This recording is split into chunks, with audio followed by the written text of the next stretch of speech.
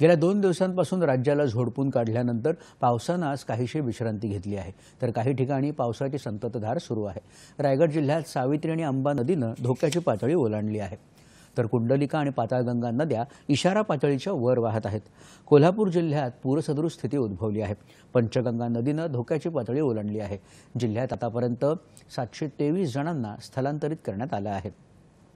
सांगली जिल्ह्यातील पूरसदृश स्थितीच्या पार्श्वभूमीवर जिल्हाधिकाऱ्यांच्या मागणीनुसार तिथं मदत कार्यासाठी 100 जवानांचं लष्करी पथक पाठवण्यात आलं आहे।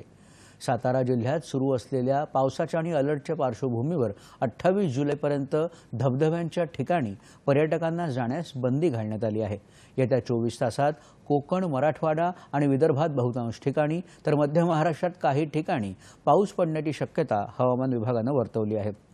याच काळात कोकण किनारपट्टी भागात सोसाट्याच्या वाऱ्यासह मुसळधार पाऊस पडण्याचा इशाराही हवामान विभागानं दिला आहे।